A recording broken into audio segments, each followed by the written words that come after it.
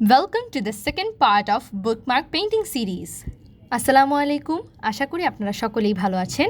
আবার চলে আসলাম একটা নতুন ভিডিও নিয়ে। আজকে আমি একটা সিম্পল বুকমার্ক পেইন্টিং করব। যেহেতু বেশিরভাগ যারা আমাকে ফলো করে তারাই বিগিনার, তাই আমি একটু ইজি কিছু শো করতে চাচ্ছিলাম আপনাদেরকে। আজকের ডিজাইনটা করা খুবই ইজি। এটার জন্য জাস্ট ওয়াশি টেপ লাগবে অ্যান্ড কালার্স লাগবে অ্যান্ড একটা ব্ল্যাক জেল পেন লাগবে। সো ফার্স্টেই আমি একটা চিকন ওয়াশি টেপ নিয়ে যেভাবে ইচ্ছা সেভাবে, এটার কোনো নিয়ম নেই, আপনারা নিজেদের ইচ্ছা মতো টেপটাকে বসাতে পারেন। এভাবে আমি সুন্দর করে যতগুলা আমার মনে হয় যে দিলে ঠিক হয় সেভাবে দিয়ে নিচ্ছি। আমি ইন টোটাল 5টা সেকশন করব ভেবেছিলাম। পেইন্টসের জন্য এখানে মেইনলি আমি স্কাই ব্লুয়ের সাথে একটু হোয়াইট মিক্স করেছি অ্যান্ড পিঙ্ক কালারের সাথে একটু হোয়াইট মিক্স করে একটা পেস্টেলিশ টাইপের কালার মেক করেছি। আজকে ফুল অফ স্ট্রাগল থাকবে ভিডিওতে, মানে আমি এই ওয়াশি টেপ উঠাতে গিয়ে যে কি পরিমাণ স্ট্রাগল করছি।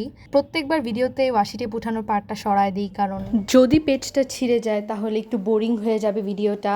বাট আজকে দেওয়ার কারণ হলো, সেদিন দেখলাম একজন কমেন্ট করেছেন যে পেইন্টিং করা তো অনেক ইজি, তাই আর কি আমার মনে হলো যে যেহেতু ভালো পার্ট দেখাই তাই খারাপ পার্টগুলোও দেখানো উচিত।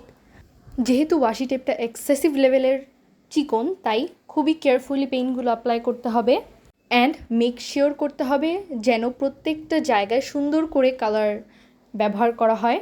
এখন আমি টেপগুলোকে পিল করার চেষ্টা করব। এইখানে যে আমি কি পরিমাণ স্ট্রাগল করছি, প্যালেট নাইফ দিয়ে সুন্দর করে ধরে উঠানোর চেষ্টা করেছি, ওতেও আরেক সাইড দিয়ে উঠে গেছে।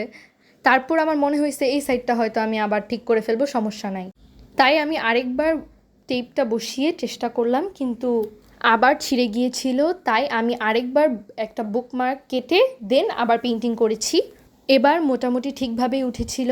এই পার্টটা আমি অলমোস্ট 2 দিন পর করেছিলাম, তাই আমার ঠিক খেয়াল ছিল না যে এটা আমি ল্যান্ডস্কেপে করেছি ইয়া পোর্ট্রেটে করেছি। তাই আর কি এইখানে ভিডিওর শেপটা একটু ডিফারেন্ট হয়েছে। এখানে আমি মেইনলি কয়েকটা লিফ এঁকেছি। এখানে আমি জেল পেন ইউজ করছি। জেল পেন দিয়ে আঁকার আগে আমি পেন্সিল দিয়ে একটা রাফ স্কেচ এঁকে নিয়েছিলাম।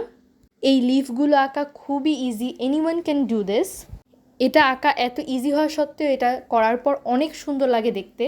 এখানে একটা কথা আছে, সেটা হচ্ছে জেল পেন দিয়ে আঁকার সাথে সাথেই কিন্তু রাবার দিয়ে রাফ লাইন্সগুলো মুছতে যাবেন না, তাহলে কিন্তু কালারটা উঠে আসবে। যেহেতু জেল পেন, একইভাবে অপর সাইডেও এঁকে নিচ্ছি। আচ্ছা, আমার একটা প্রশ্ন আছে, আপনারাই বলেন তো, আমি এরকম একটু লং টিউটোরিয়াল টাইপের ভয়েস ওভার দিয়ে আপলোড করলে আপনাদের বেশি ভালো লাগে, ইয়া শর্ট পেইন্টিং প্রসেস দেখতে বেশি ভালো লাগে? Let me no in the comment section.